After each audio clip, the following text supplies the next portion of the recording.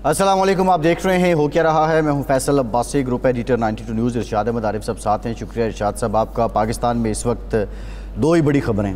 एक तो पाकिस्तान की जो क्रिकेट टीम है वो ऑस्ट्रेलिया के ख़िलाफ़ खेल रही है, पहाड़ जैसा टोटल है और पाकिस्तान उसके ताक़ुब में है। लेकिन उससे भी बड़ी खबर ये है कि पाकिस्तान के साबिक़ वज़ीर-ए-आज़म नवाज़ शरीफ साहब 4 साल के बाद पाकिस्तान तशरीफ़ ला रहे हैं और जो सिविल एविएशन अथॉरिटी है अब उसकी जानिब से NOC भी मिल गया है। जो चार्टर्ड तैयारा आ रहा है, तकरीबन 150 के करीब लोग इस तैयारे में सवार होंगे। जर्नलिस्ट भी हैं, कुछ और लोग भी हैं। शहबाज शरीफ साहब दुबई पहुंच चुके हैं।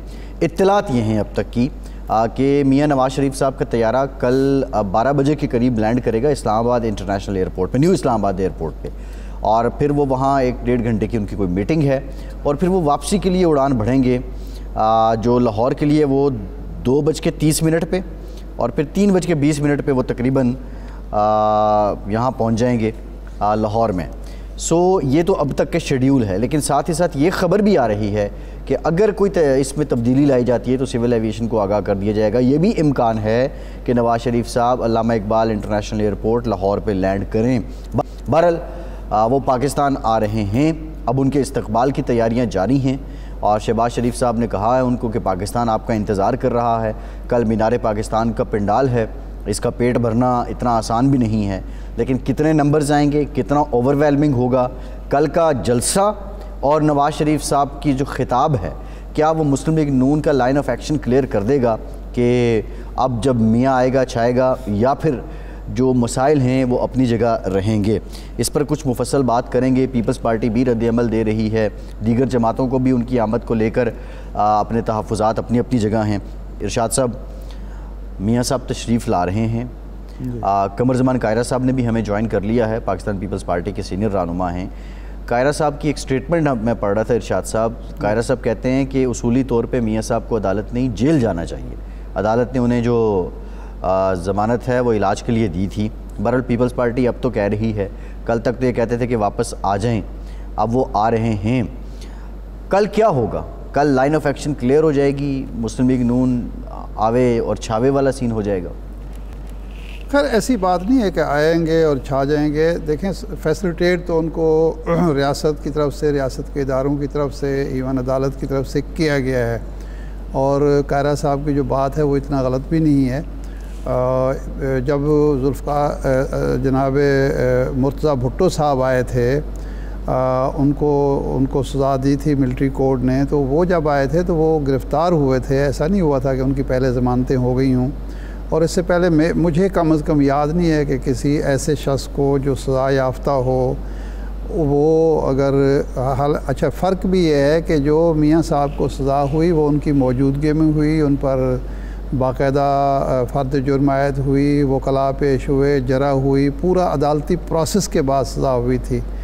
मुर्तज़ा भुट्टो या इस तरह के जो लोग थे जो बाहर से आए और गिरफ़्तार हो गए, उनकी अदम मौजूदगी में सज़ाएँ सुनाई गई थी। इसके बावजूद वो गिरफ़्तार हुए। लेकिन उन दिनों ज़ाहिर है कानून का कोई पास भी होता था, लिहाज भी होता था, कानून की अमलदारी भी होती थी। तो अब ये एक गैर मामूली एक रिलीफ मिला है, इस हद तक ठीक है। लेकिन ये बात कि आएंगे और छा जाएंगे वो मैं नहीं समझता। अगर तो लेवल प्लेइंग फील्ड मिल गई तमाम जमातों को और वो एक तरफ़ा प्रोसेस ना हुआ तो फिर ख़ासी मेहनत करनी पड़ेगी मुस्लिम लीग को और मियाँ नवाज़ शरीफ साहब को, क्योंकि अभी भी मैं समझता हूँ कि मियाँ नवाज़ शरीफ साहब पंजाब की और पाकिस्तान की ज़मीनी हकीकतों से उस तरह वाकिफ़ नहीं है जिस तरह यहाँ रहने वाली लीडरशिप है।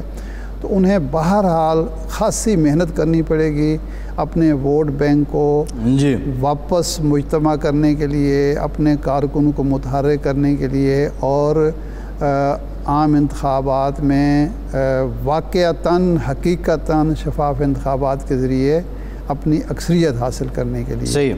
लेकिन कायरा साहब हमारे साथ हैं तो हम उनसे पूछ लेते हैं कि एक तो कायरा साहब एक आप सिर्फ सियासतदान नहीं हैं बल्कि एक सियासी मुफक्किर भी आपको समझा जाता है, आपका फ़िलासफ़ी का आपका सब्जेक्ट रहा है। तो एक तो तज्ज़िया कीजिए कि जब मियाँ साहब आते हैं तो सूरत हाल उनके लिए ज़मीनी हकीकतें क्या होंगी। दूसरा ये जो आपने बयान किया कि उनको आके जेल जाना चाहिए था, जब प्रोसिक्यूशन ने एतराज़ ही नहीं किया उनकी ज़मानत पर तो अदालत को तो ज़ाहिर रिलीफ देने ही देना था।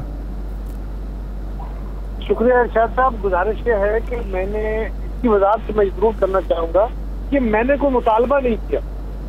एक प्रोग्राम के अंदर मुबाहिसा था, जिस तरह आपके प्रोग्राम पे है, बाहर 3 लोग थे, हम मेहमान, 2 सीनियर वकला थे, एक बैरिस्टर गौहर साहब थे और एक जो मुस्तंदी के सीनियर वकील थे वो थे। और उसमें ये बहस हो रही थी कि क्या होना चाहिए, लीगली क्या है मियाँ साहब की वापसी बेल पर।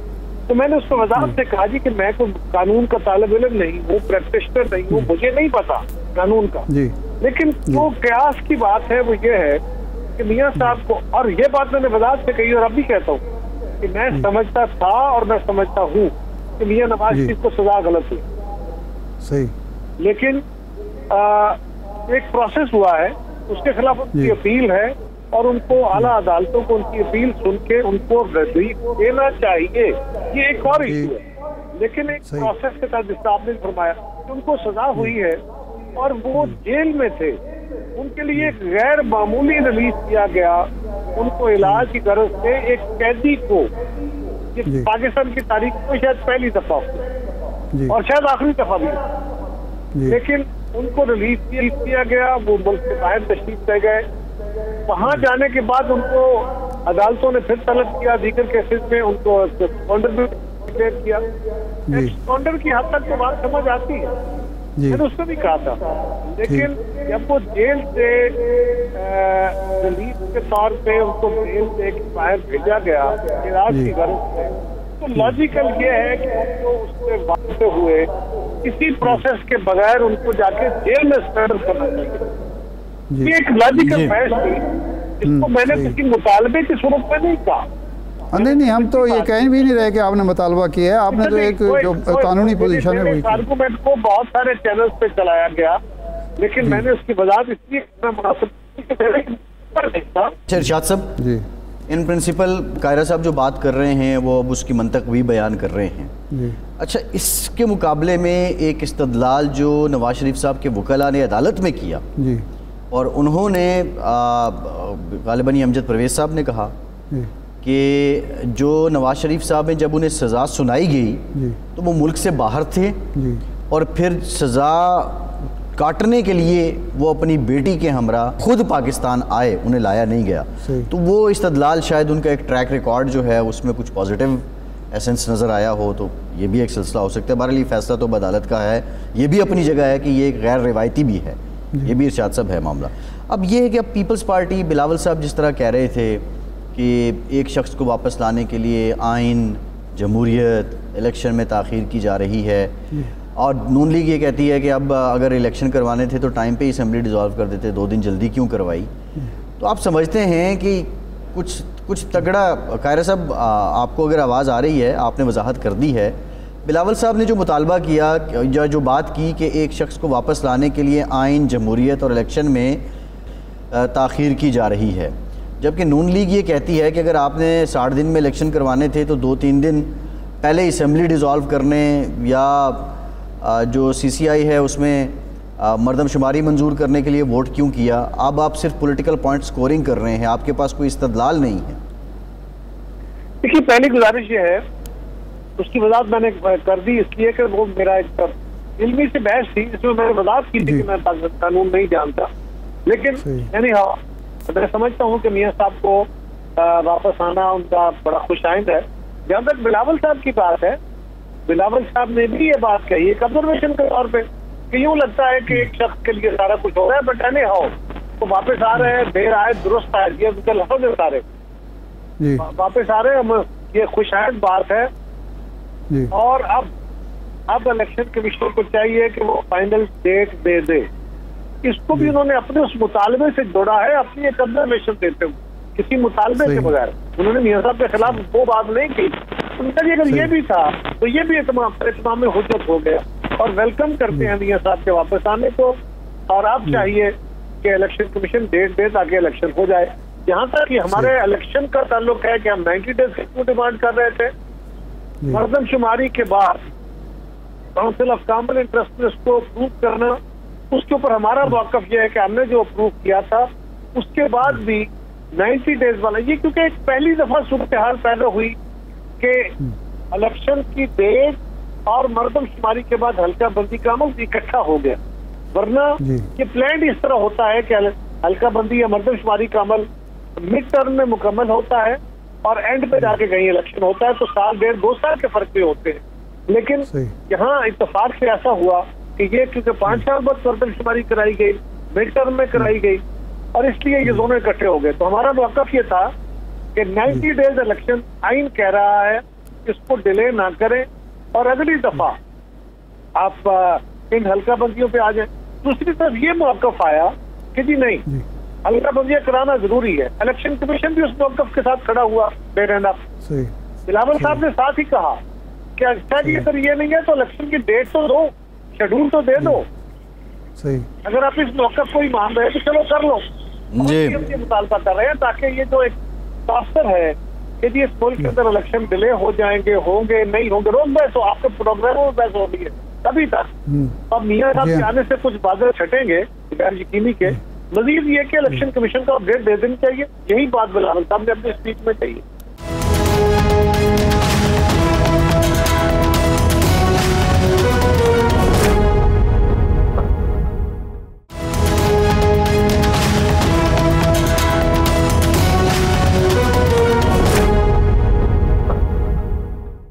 अच्छा कारा साहब, ये फरमाएं कि ये शिकवा तो खुर्शीद शाह साहब और राजा परवेज़ अशरफ साहब और किसी हद तक नैयर बुखारी साहब ने भी हमारे प्रोग्राम में किया कि लेवल प्लेइंग फील्ड जो है बाकी सियासी जमातों को नहीं मिल रही और फैसिलिटेट किया जा रहा है मुस्लिम लीग को, तो ये एक हकीकत है वाक़तन कोई सुतेली माँ वाला और सगी माँ वाला सलूक हो रहा है?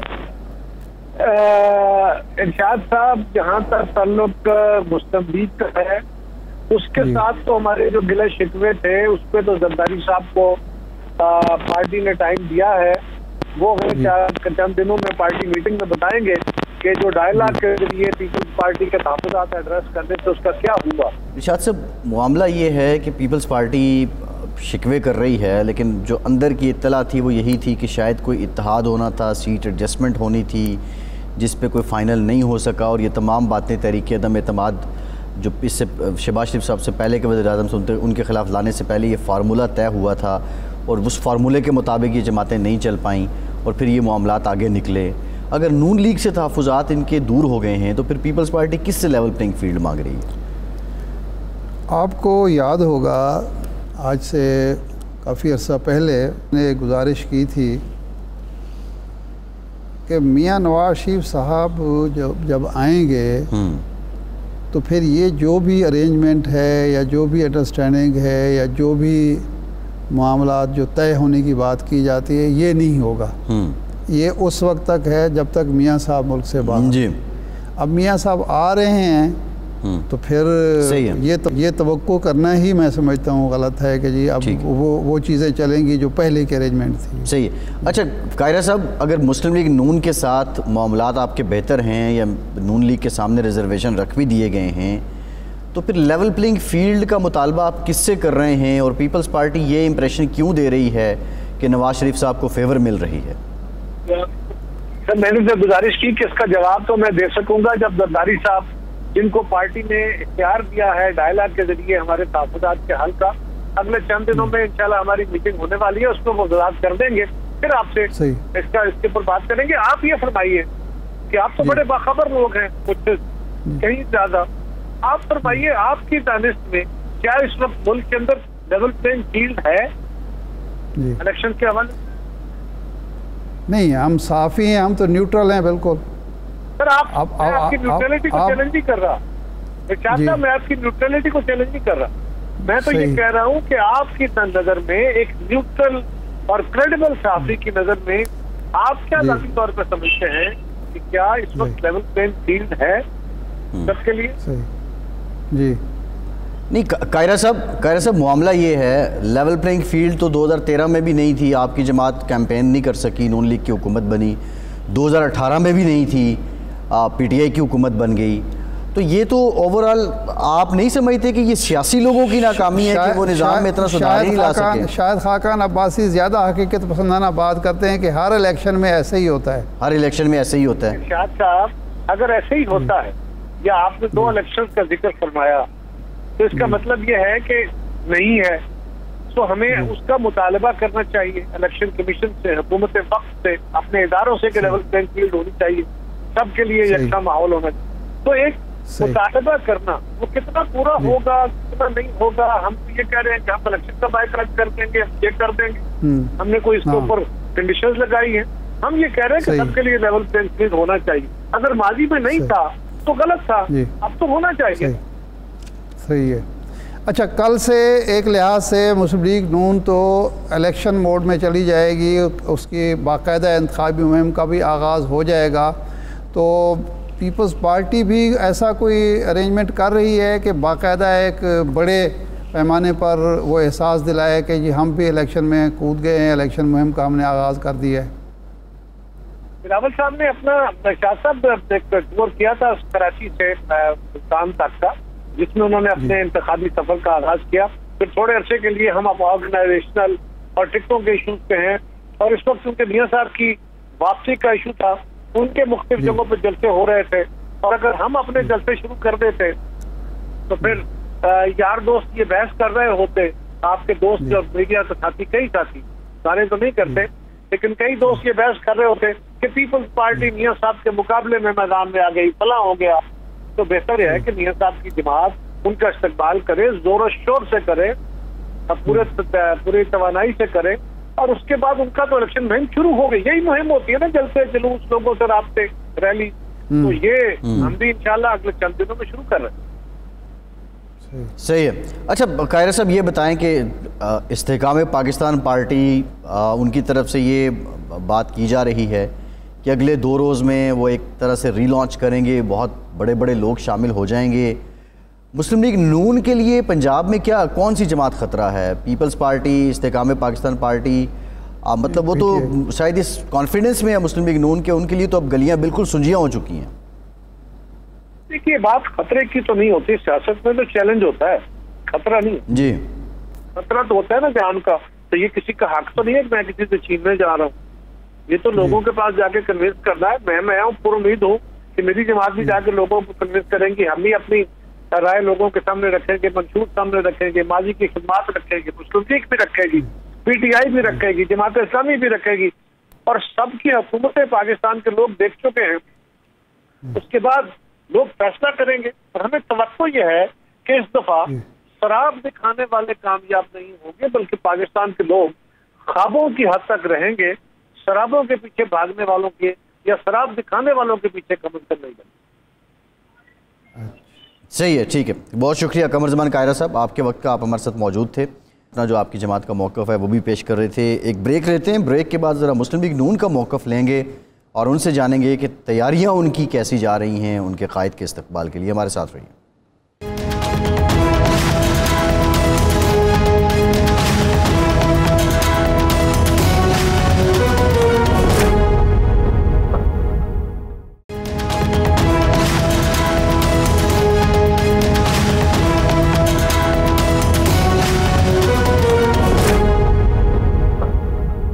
ब्रेक के बाद एक बार फिर से आपको खुशामदीद कहेंगे। इरशाद साहब, कायरा साहब से बात करते हैं तो एक बड़ी बैलेंस्ड मुतवाज़न किस्म की राय देखने को मिलती है, और सम टाइम ये लगता है कि शायद ये जो इनकी पार्टी लाइन है, ये जो स्टेटमेंट्स पार्टी की स्टेटमेंट्स मीडिया पे चल रही हैं, ये थोड़ा सा उससे हट के भी बात कर रहे हैं, लेकिन एक तवाज़ुन के साथ बात करते हैं।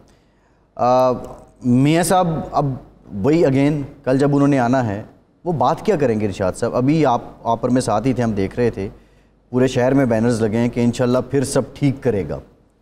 तो इसको देख के क्या लगता है कि क्या बात वो करेंगे? इरफान सिद्दीकी साहब या किसी और दोस्त ने क्या कुछ बताया होगा मियाँ साहब को, क्या कहना है क्या नहीं कहना? मेरे ख्याल है कल तो वो मुतवाज़न बात करेंगे, और 2 वजूहात से। एक तो ये है कि ज़ाहिर बात है कि अभी वो उनकी ज़मानत हुई है 24 तक के लिए, उन्होंने ज़मानत भी कंफर्म करानी है, अपने केसेस से भी जान छुड़ानी है, और सबसे ज़्यादा ये है कि अपनी साहबजादी मरीम नवाज़ साहब की सियासत का रास्ता भी हमवार करना है, हमवार करना है, हमवार रखना है। तो बज़ाहिर तो ये है कि मियाँ साहब और उसी लाइन पर चलेंगे जिस पर शहबाज शरीफ साहब और इसहाक डार साहब और बाकी उनको चलाना चाहते हैं। उनको उकसाने वाली भी बहुत हैं, कहने वाली भी बहुत हैं कि जनाब आप अपने बयानिए पर कायम रहेंगे तो बात बनेगी, लोगों की बहुत ज़्यादा उम्मीदें आपसे वाबस्ता हैं, कौम तो इस वक्त कदम बढ़ाओ नवाज़ शरीफ, हम तुम्हारे साथ हैं। वैसे मियाँ नवाज़ शरीफ साहब ये कह चुके हैं पहले एक दफ़ा जी कि लोगों ने कहा जी कदम बढ़ाओ नवाज़ शरीफ, हम तुम्हारे साथ हैं। मैंने कदम बढ़ाए, पीछे मुड़कर देखा तो कोई भी नहीं था, सारे और मैं। उसके बाद लेकिन जमात सर जब मैच्योर हुई तो फिर तो लोग खड़े रहे ना इनके साथ। मियाँ साहब खुद चले गए लेकिन इनके लोग कारकुन रहनुमा खड़े रहे। मुस्लिम लीग काफ कहाँ से बनी थी? नहीं, मैं मेचोरिटी की बात कर रहा हूँ 2013 के बाद। कहा 13 के बाद तो सूरत हाल बिल्कुल मुख्तलिफ। मैं वैसे मतलब मैं कोई तंजिया बात नहीं कर रहा, ये मियाँ साहब ने खुद कहा और एक हकीकत पसंदाना तजिया, बड़ा मशहूर वाक़या है ये, एक हकीकत पसंदाना तजिया था उनका कि भाई आप लोग मुझे उकसाते रहते हैं और जब बारी आती है तो हम अंदर चले जाते हैं और आप पीछे पूछते नहीं हैं। वो तो एक, लेकिन इसके फिर पैरेलल जो बात मुशाहिद हुसैन सैयद साहब करते हैं, हाँ, कि मैंने तो 2 दिन बाद अखबार में पढ़ा मियाँ साहब जद्दा चले गए। वो तो बहुत सारों का था, वो तो बहुत सारे लोग ऐसे कहते थे। वो बल्कि कहते थे अपना गौस अली शाह साहब के जनाब चलो सीट नहीं थी तो हम नीचे बैठ के चले जाते, कुछ आप करते तो सही थी कि हमें भी साथ बिठा लेते जहाज़ में, हम नीचे बैठ जाते, कोई मसला नहीं तो था। लेकिन मेरा ख्याल है कि कल की तकरीर नवाज़ शरीफ साहब की बड़ी मुतवाज़िन मोतदिल होगी, मुफाहमत का वो पैगाम देंगे और जो लोग ये तवक्को कर रहे हैं शायद यानी उनसे कि जी वो अपनी जो ठान लेते हैं, जो उन्होंने ठानी हुई है उसका इजहार शायद वो कल ना करें, आगे वक्त आएगा तो वो इजहार करेंगे, लाजमन करेंगे। राना एहसान अफजल साहब इरशाद साहब हमें ज्वाइन कर चुके हैं, मुस्लिम लीग नून के रहनुमा हैं और ज़ाहिर है राना साहब तो इनका एक सिलसिला मियाँ साहब के साथ इनके वालिद साहब के टाइम से है। अब खैर राजा रियाज साहब भी आ चुके हैं, वो एक अलहदा बात है। राना साहब कितने बंदे कल आप लेके आ रहे हैं और अब सभी लोग यही सोच रहे हैं कि नवाज़ शरीफ साहब जब आएंगे तो मुस्लिम लीग नून उनकी तवक्कुआत के मुताबिक ओवरवेलमिंग रिसेप्शन दे पाएगी, और दूसरा ये कि वो बात क्या करेंगे, ये जो आपने लिखा है कि हम फिर से ठीक करेंगे, तो इसका लाइन ऑफ एक्शन क्या है? बिस्मिल्लाहिर्रहमानिर्रहीम। देखें, इस दफ़ा पार्टी को मरीम नवाज़ साहिबा ने बड़ा बेहतरीन तरीके से रीऑर्गेनाइज़ किया, मुख्तलिफ विंग्स को मुतहरिक किया, हर वार्ड में, हर यूसी में, पीपी में, प्रोविंशियल असेंबली सीट पे, डिस्ट्रिक्ट वाइज, डिवीज़न वाइज हर लिहाज से बड़ी मेहनत की गई। तो मैं समझता हूँ टारगेट्स भी दिए गए, लेकिन अब बात टारगेट से ऊपर जा चुकी है। ओवरवेलमिंग रिस्पॉन्स है वर्कर्स का, बहुत ज़्यादा वलवला पाया जाता है और मैं समझता हूँ कि चारों तरफ से, पाकिस्तान के अंदर से चारों तरफ से जो डायरेक्शन होगी 21 को वो मीनारे पाकिस्तान की तरफ होगी और एक भरपूर और हिस्टोरिक वेलकम जो है वो उनको दिया जाएगा। बयानिया क्या होगा, देखिए मसाइल का हल कोई जादू की छड़ी से नहीं होने लगा। 2013 का जो पाकिस्तान था, जो मियाँ नवाज शरीफ को मिला, उस वक्त 2500 बम धमाके होते थे एक साल में, दहशतगर्दी के वाक़यात थे, 12-12 घंटे की लोड शेडिंग थी, $6 अरब रिजर्व्स में थे। हमने 5 सालों में टैक्स कलेक्शन दुगनी की, दहशतगर्दी को इस मुल्क से ख़त्म किया, अंधेरों को ख़त्म किया, सीपेक लॉन्च किया, मुल्क में कम तरीन महंगाई की शरह थी। ये हमने मियाँ साहब ने करके दिखाया।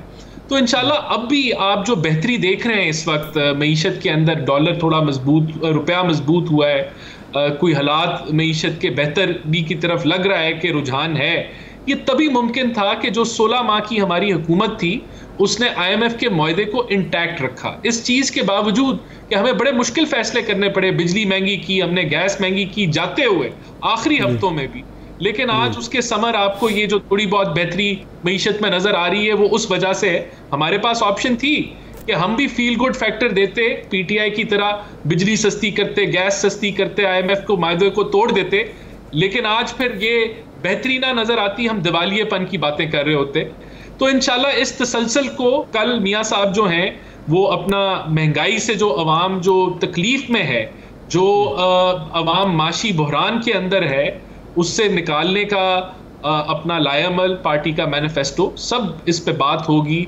और मैं समझता हूँ कि एक राना साहब दो चीज़ें ये हमने देखी हैं इस 14 माह 16 माह में भी, उससे पहले भी पिछले 5 साल के दौरान। एक मरियम नवाज़ साहिबा थी जो कहते थी कि मुज़ाहमत होगी तो मुफाहमत होगी, पावर टॉक्स टू पावर।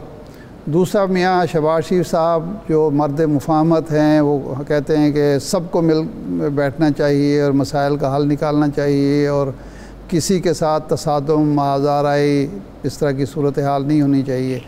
अब मियाँ नवाज शरीफ साहब जो हैं इन दोनों नैरेटिव्स को, बयानियों को किस तरह मिलाएंगे? एक आपकी बात तो ठीक है, आप ये बात तो कर रहे हैं कि जनाब वो महंगाई ये वो सारा कुछ वो इश्यूज़ हैं, लेकिन 16 माह का बोझ भी है। तो मियाँ साहब वो बोझ उठाने के लिए तैयार होंगे? सिर्फ तरक्की की, खुशहाली की बात करेंगे, महंगाई की बात करेंगे, या जो मरियम साहबा कहती रही हैं वो आपका मकसद अचीव हो चुका है, अब उसकी ज़रूरत नहीं है? नहीं, देखिए अभी पाकिस्तान को जो और पाकिस्तानी अवाम को जो दरपेश मसाइल है उसमें सबसे बड़ा मसला माशी है, तो मईशत पे तो बात होगी। बाकी जो जिस तरफ आप जिक्र कर रही हैं वो मियाँ साहब ने तब भी जब वो बात की मईशत की वो बात कर रहे थे और उन्होंने कहा कि जो पॉलिटिकल इंस्टेबिलिटी लाती है इंटरफेरेंस से, वो मईशत को डीरेल कर देती है, और इसके ऊपर उन्होंने एहतसाब की बात की। देखिए हमारी वाहिद जमात है जिसने कोशिश की कि हम एहतसाब करें उन अनासिर का जो आइन को अपने हाथ में लेते हैं, उसका कोई अच्छा रद्द अमल नहीं आया। तो आगे बढ़ने के लिए देखें, मैं समझता हूं कि ये तभी मुमकिन होगा इस मुल्क में जब सारे सियासी स्टेक होल्डर्स जो हैं वो एक पेज पे हों इस मामले पे, और अदारे भी, कि इसको हमने कैसे आगे लेके चलना है। अगर एक जमात चाहे या एक हुकूमत चाहे कि हमने अकाउंटेबिलिटी करनी है, तो वो मुमकिन नहीं होगा जब तक सब स्टेक होल्डर्स एक पेज पे नहीं होते। अभी इस वक्त करंटली मियाँ साहब जो हैं, मैं समझता हूँ अगर मुझे कोई उनको मशवरा देना हो, वैसे तो वो कल अपना पूरा बयानिया नैरेटिव देंगे, वो यही होगा कि हमें मईशत की तरफ ज़्यादा फोकस करना चाहिए, और बिल्कुल इस चीज़ के ऊपर भी बात करनी चाहिए है कि पॉलिटिकल इंस्टेबिलिटी नहीं क्रिएट करनी चाहिए। तो इन सारी चीज़ों पे बात होगी। कोई ऐसी बात नहीं है कि हम वोट को इज्जत दो के बयानिए के साथ आज भी खड़े हैं, कल भी खड़े हैं थे और आइंदा आने वाले वक्त में भी खड़े रहेंगे, लेकिन हमें मईशत को ठीक करना है, गुर्बत को कम करना है, महंगाई की कमर तोड़नी है, दहशत गर्दी सर उठा रही है, इससे मुकाबला करना है। ये बड़े बड़े अहदाफ हैं जो आपको आने वाले चंद महीनों में जिनसे मुकाबला करना ज़रूरी होगा, लाजिम होगा।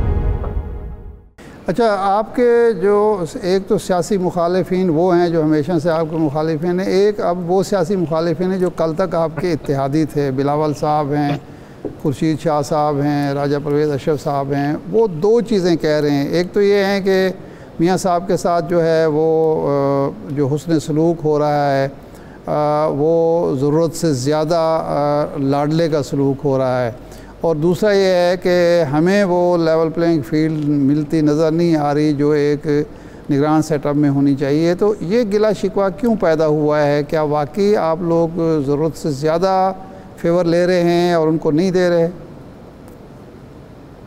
देखिए, जो अगर तो ये इनका इशारा बेल के ऊपर है, जो मियाँ साहब को प्रोटेक्टिव बेल मिली है, तो देखिए इसी अदालत से मियाँ साहब इजाज़त लेके गए थे कि उन्होंने लंदन जो है वो इलाज कराना है, और उसी अदालत के सामने वो अपने आप को जो है सरेंडर करेंगे। अब सिर्फ इस चीज़ की दरख्वास्त मंजूर हुई है कि जब वो पाकिस्तान लैंड करें उनको हथकड़ी ना लगाई जाए, वो खुद अपने आप को अदालत के सामने पेश कर देंगे। तो उनकी सज़ाएं माफ़ नहीं हुई, उनकी जो उनकी कन्विक्शंस हैं वो सेट असाइड नहीं हुई, वो बरकरार हैं। सिर्फ इस चीज की इजाजत ली गई है कि 3 दिन उनको दे दिए जाएं कि वो अदालत में खुद अपने आप को पेश करेंगे और कानूनी कार्रवाई जो भी है फिर उसको वो बर्दाश्त करेंगे या उससे मुकाबला करेंगे। तो मैं नहीं समझता ये कोई ऐसी अनहोनी चीज है कि जिसकी बेसिस पे कहा जाए कि हमें बड़ा कोई फेवर मिल गया है। ये अदालत का प्रोगेटिव था, अदालत ने हमें ये फेवर नहीं, ये अदालत ने हमें ये 3 दिन दे दिए कि हथकड़ी नहीं लगेगी, वो अपने आप को खुद सरेंडर करने का उनको मौका मिल गया। जहां तक बाकी बातें हैं कि हमें कोई रेड कारपेट बिछाया जा रहा है, तो वो इलेक्शन की बात करते हैं कि इलेक्शन डिले कराया जा रहा है हमारे लिए, तो उस फैसले में तो ये सारे शामिल थे। जब काउंसिल ऑफ कॉमन इंटरेस्ट थी तो उसमें तो सेंसस को नोटिफाई करने के लिए पीपल्स पार्टी का भी उतना ही हाथ था जितना बाकी जमातों का था या हुकूमत का था। तो फिर डिलिमिटेशन का ही ताखीर है ना, तो वो जब 30 नवंबर को खत्म होगी उसके बाद इलेक्शन है। तो मैं इस चीज को भी नहीं समझता कि यहाँ कोई हमारी वजह से कोई डिले हुआ ये इलेक्शन, ये तो फैसला सबका था, सब इसमें शामिल थे। तो बाकी अगर उनको कुछ लगता है कि कोई डेवलपमेंट की वो बात करते हैं तो ऐसा कुछ नहीं है, पंजाब में कोई डेवलपमेंट के हमारे दिए हुए प्रोजेक्ट्स नहीं चल रहे। लेकिन ये जरूर है कि शायद उनकी जो ख्वाहिशें थी कि पंजाब में वो मुतहरिक हो जाए वो नहीं हो सका, बलूचिस्तान में उनकी कोई उम्मीदें थी वो पाश हो गई, तो शायद वो अपनी इनसिक्योरिटी का इजहार करें। जी अच्छा राना साहब ये बताइएगा, अब आप जो कह रहे हैं हम सब ठीक कर देंगे, आपकी हुकूमत अभी जब अगस्त में ख़त्म हुई तो उस वक्त जो मुआशी इशारे थे उनमें कोई ठहराव नहीं था। कम से कम हम ये देख रहे हैं कि पिछले 4-6 हफ्ते से डॉलर की बात कर लें, पेट्रोलियम की कीमत हुई हैं, कुछ ठहराव आया है। और आपके जाने के फ़ौरन बाद बिजली के बिल तो एक अफरीद की सूरत अवाम पे टूटे। इन हालात में भी 16 माह को आप इग्नोर नहीं कर सकते। क्या आप समझते हैं ये जो आप उनको इग्नोर करके सब ठीक कर दे का बयानियाँ दे रहे हैं, अवाम इतने सादा हैं, इतने भोले हैं कि वो इसको ऑन करेंगे और वो भूल जाएंगे कि आप तो 16 माह के थे ही नहीं और उस दौरान मईशत इसी तरह ख़राब नहीं थी? नहीं, मैंने तो ऑन किया इन 16 माह को। मैं फिर दोहराता हूँ कि जिस बेहतरी का आप जिक्र कर रहे हैं, मैं आपसे सवाल पूछता हूँ, क्या ये मुमकिन होती कि अगर हम बिजली सस्ती कर जाते, पेट्रोल सस्ता कर जाते, IMF के मुआहदे को रद्द कर जाते और एक अपनी सियासी गेम खेल के आर्जी फील गुड फैक्टर दे जाते, तो क्या आज हम दिवालिये की बात फिर से ना कर रहे होते? क्या ये जो बेहतरी आई है ये मुमकिन होती? नहीं होती। तो हमने तो वो जिम्मेदारी के फैसले लिए जो अनपॉपुलर थे, हम मानते हैं। हमने तो जाते हुए भी आखिरी हफ्तों में भी बिजली को बढ़ा दिया, हमने तो जाते हुए भी पेट्रोल को महंगा कर दिया, लेकिन समर आपको आज नजर आ रहे हैं कि आज जो है वो डॉलर स्ट्रेंथन हो रहा है, आज आपकी जो है वो महंगाई के अंदर कोई बेहतरी आ रही है। तो ये हमें जो हुकूमत मिली थी, हमें तो बिजली सस्ती करके मिली थी, पेट्रोल सस्ता करके मिला था, हमें तो IMF मुआहदे को डस्टबिन में फेंक के मिला था, हमें तो एमनेस्टी स्कीम अनाउंस करके हुकूमत मिली थी, तो हमें तो माशी दलदल में डाल के हुकूमत दी गई थी। हमने वो हुकूमत केयर टेकर को नहीं दी, हमने इस्तेकाम मुश्किल अपना बोझ उठाया। तो मैं समझता हूँ 16 माह हम अवाम को समझाएंगे, अवाम को समझ आएगी, अवाम शूर रखती है। और 16 माह इतना लंबा टाइम नहीं होता कि आप अपनी पॉलिसीज नए सिरे से लॉन्च करें और उनका रिजल्ट लें। और वैसे भी आखिरी साल में आप स्ट्रक्चरल रिफॉर्म्स नहीं करते, ये तो पहले सालों का काम होता है, पहले 1-2 साल टर्म के अंदर किए जाते हैं। तो इंशाल्लाह हम वो करेंगे। मियाँ साहब ने पहले भी करके दिखाया, अब भी करके दिखाएंगे। तो मियाँ साहब और मुस्लिम लीग कल के जलसे में ये मुतालबा करेगी केयर टेकर गवर्नमेंट से और इलेक्शन कमीशन से कि जी अब चूँकि हमें तो एक लेवल प्लेइंग फील्ड मिल गई, हमारे मुखालिफिन को भी दी जाए और किसी के साथ इम्तियाजी सलूक ना किया जाए, सबको इलेक्शन में हिस्सा लेने, इंतखाबी मुहिम चलाने और शफाफ इलेक्शन को यकीनी बनाने के लिए इक़दाम किए जाएँ। देखिए, जब पनामा से इकामा निकाला गया था, जब वजारत उज़्मा छीनी गई, सदारत छीनी गई PMLN की मियाँ नवाज शरीफ से, RTS को बिठाया, जेलों में डाला, तो तब एक साजिश, एक प्लान के तहत ये कुछ हो रहा था। आज इसका माजना आप कर रहे हैं PTI से और खान साहब से जो जेल में इस वक्त मौजूद हैं। तो जो ये ऑफिशियल सीक्रेट एक्ट की वायलेशन की गई, साइफर पे झूठ रचा गया, नफरत के बीज बोए गए, मीर जाफर, मीर सादिक के नारे लगाए गए, फिर 9 मई हुआ, ये हकीकत है, ये चीजें हुई हैं। तो क्या आप पनामा से इकामा निकाल रहे हैं या आप 9 मई को दोबारा होने से रोक रहे हैं, या आप, मैं समझता हूं पीटीआई अपने अमाल का जो उन्होंने अमाल किए वो उनके आगे आ गए हैं और वो उसकी सजा काट रहे हैं। हम समझते हैं कि किसी जमात के साथ एक बूंद ज्यादा ज्यादती नहीं होनी चाहिए, या एक बूंद ज्यादती नहीं होनी चाहिए अगर वो बेगुनाह है, और किसी लीडर को लाडला नहीं होना चाहिए। अगर वो गिल्टी है तो कानूनी कार्रवाई की जाए, अगर वो नॉन गिल्टी है तो उनको रिहा कर दिया जाए। तो ये हमारा मौकफ है, और हम समझते हैं कि जो इसमें मुलव्वस नहीं है उनके पास खुला मैदान होना चाहिए। अगर किसी ने कानून को हाथ में नहीं लिया उसके पास खुला मैदान होना चाहिए। ठीक है। अच्छा, ये बताइएगा कि मुस्लिम लीग नून की कैंप से ये बात आ रही है कि मियाँ साहब ने पाकिस्तान रवानगी से कबल किसी अहम ओहदेदार से यूएई में, यूएई हुकूमत के, उनसे मुलाकात कर रही है।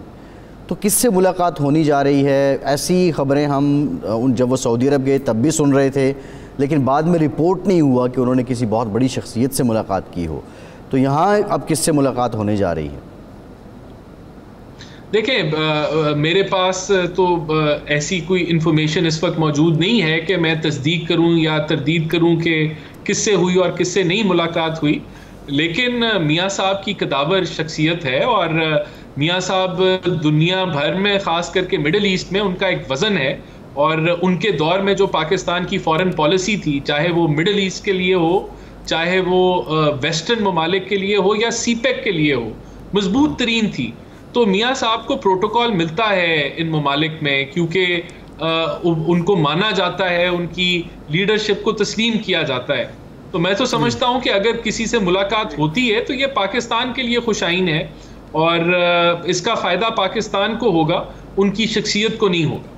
इकामा की जो आप बात कर रहे हैं, ये इकामा के जो डॉक्यूमेंट्स थे ये यूएई ने दिए थे पाकिस्तान को, ये चीज़ें रिकॉर्ड पे आ चुकी हैं। तो मियाँ साहब गिला करेंगे यूएई के हुक्मरानों से कि जनाब आपने मुझे सज़ा दिलवाई थी, अब आप देखें मैं तो बरी होके जा रहा हूँ, इक़्तिदार संभालने जा रहा हूँ, आपको क्या हासिल हुआ? देखें वो सज़ा तो इसकी हमें किसी से शिकायत करने की ज़रूरत नहीं है। ये हकायक तो अब आवाम के सामने, बच्चे को पता है। अच्छा राना साहब, ये बताएं कि कल राजा रियाज साहब आपकी क़ियादत में आएंगे या आप राजा रियाज साहब की क़ियादत में आएंगे, और आपके हल्के से कितनी गाड़ियों का काफ़िला लाहौर पहुंच रहा है? देखिए, इंशाल्लाह ताला मैं खुद एक तकरीबन 1000 से ऊपर की रैली जो है वो लीड करूंगा। राजा साहब बन रही है गाड़ियां दे सकते हैं, 1000 लोग जी, हाँ जी, 1000 अफराद मेरे साथ होंगे, इससे ज़्यादा होंगे इंशाल्लाह। तो राजा साहब से आप खुद सवाल पूछ लें, लेकिन मैं तो खुद उसकी क़यादत करूंगा जी काफ़िले। आपकी कोई कोऑर्डिनेशन नहीं है आपस में इस इस्तकबाल को लेके? जी नहीं, अभी नहीं है जी। ठीक है, ठीक, बहुत शुक्रिया राना एहसान अफजल साहब आपका। एक ब्रेक के बाद फ़लस्तीन के मसले पे बात करेंगे, हमारे साथ रहिए।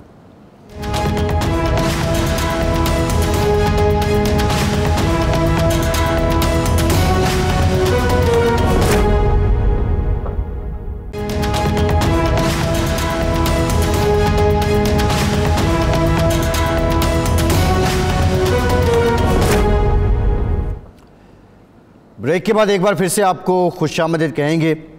इरशाद साहब, जो रफ़ा की क्रॉसिंग है उस पर सैकड़ों ट्रक खड़े हैं। 21 टन जो इमदाद पाकिस्तान से गई है खुसूसी तैयारे के ज़रिए, वो भी वहाँ पर मौजूद है, लेकिन अभी तक उसको गज़ा में तरसील की इजाज़त नहीं मिली है। दूसरी जानिब जो इजरायली फ़ौज है उसने एक चर्च पे हमला किया है, और इस बेस पे किया है कि वहाँ शायद कुछ फ़लस्तीनी शहरियों ने पनाह ले रखी थी।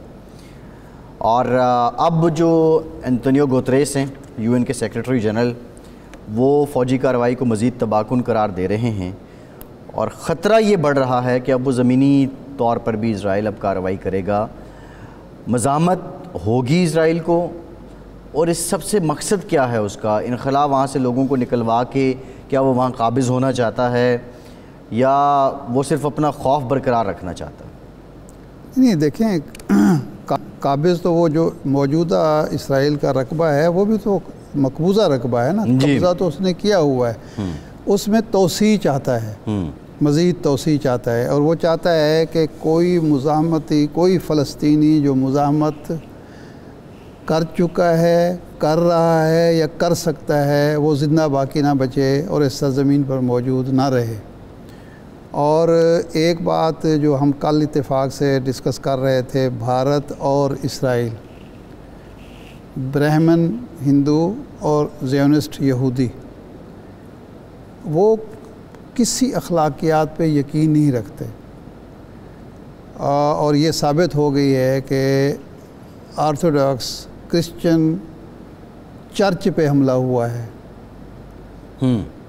इसका मतलब ये है कि ये जो इस्लाम ने तो खैर पहले दिन से रसूलुल्लाह सल्लल्लाहु अलैहि वसल्लम ने फरमाया कि कोई इबादत गाह जो होगी उस पर नहीं होगा, हमला नहीं होगा, खेत को नहीं उजाड़ा जाएगा, किसी माजूर, किसी ज़ख्मी, किसी औरत, किसी बच्चे पर, किसी गैर मुसल्लह शख्स पर हमला नहीं किया जाएगा, जो शख्स जंग से भागेगा उसका पीछा नहीं किया जाएगा।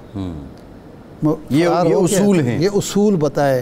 और फिर अक़वाम मुत्तहिदा ने भी कुछ उसूल वज़ा किए जिसमें ये इबादत गाहों का तहफ़्फ़ुज़ भी दिया गया, लेकिन ना उसने हस्पताल को छोड़ा है, ना उसने स्कूल को छोड़ा है, और ना उसने इबादत गाह को छोड़ा है। मुसलमानों की इबादत गाह पहले वो शहीद कर चुका है, मस्जिद पर पहले हमला कर चुका है, अब क्रिश्चियन के। अब ये हमारी क्रिश्चियन कम्युनिटी को और मग़रिब और अमेरिका को, जहाँ अक्सरियत है उनकी, उनको सोचना चाहिए कि वो किस सफ़ाक, जाबिर, ज़ालिम, दहशत गर्द रियासत को तहफ़्फ़ुज़ दे रहे हैं या उसकी हुकूमत को तहफ़्फ़ुज़ दे रहे हैं, जिसके नज़दीक कोई इंसानी उसूल है ही नहीं, कोई अखलाकी उसूल है ही नहीं, ना जिसके नज़दीक किसी इबादत गाह की कोई वक़्त है, ना स्कूल की वक़्त है, ना बूढ़े और मासूम बच्चे और औरत का कोई एहतराम है। उसको तहफ़्फ़ुज़ देने के लिए आप सारे के सारे इकट्ठे हो गए और अमेरिका उसको असला देता चला जा रहा है। वो असला इस्तेमाल कर रहा है मसाजिद पर, वो माबद पर, चर्च पर, स्कूल पर, इलाज गाहों पर, और आप असला देते जा रहे हैं उसको। असल में इरशाद साहब, चर्च भी आज उन्होंने उसको भी तबाह किया, फिर तारीख़ी मस्जिद थी अल-अमरी अल-कबीर, उसको भी शहीद किया गया। बिल्कुल। और आज जो स्टेटमेंट दी है जो बाइडेन साहब ने, वो फरमा रहे हैं कि हमास और प्यूटन एक ही जैसे, यानी वो अब इसको बैक वक्त रूस को भी वो छेड़ रहे हैं। अब कुछ इत्तलात ये भी हैं, रिएक्शन की जहाँ तक बात है, एक जो अपने आप को सुपर पावर कहती है, दुनिया के अमन की जो है अलमबरदार कहती है, अगर उसके सदर का पागलपन की ये इंतहा है, वो इस कदर जुनून का शिकार हो गया है सिर्फ नेतन्याहू की हिमायत में या सहयूनी रियासत की या सहयूनी की हिमायत में, तो आप अंदाज़ा कर सकते हैं कि दुनिया का और रिएक्शन आना शुरू हो गया। इराक में अमेरिकी एयरबेस पे अटैक हुआ है, यानी अमेरिका के जो 411 शहरियों ने, मुलाजमीन ने ख़त लिखा है, जो जोश पाल ने डायरेक्टर जो थे उन्होंने जो इस्तीफ़ा दिया है, वो मुंह पर तमाचा है। बिल्कुल ठीक है, बिल्कुल ठीक है। इरशाद साहब, प्रोग्राम का टाइम ख़त्म हो, शुक्रिया आपका। आज के प्रोग्राम से इतना ही, इजाज़त दीजिए।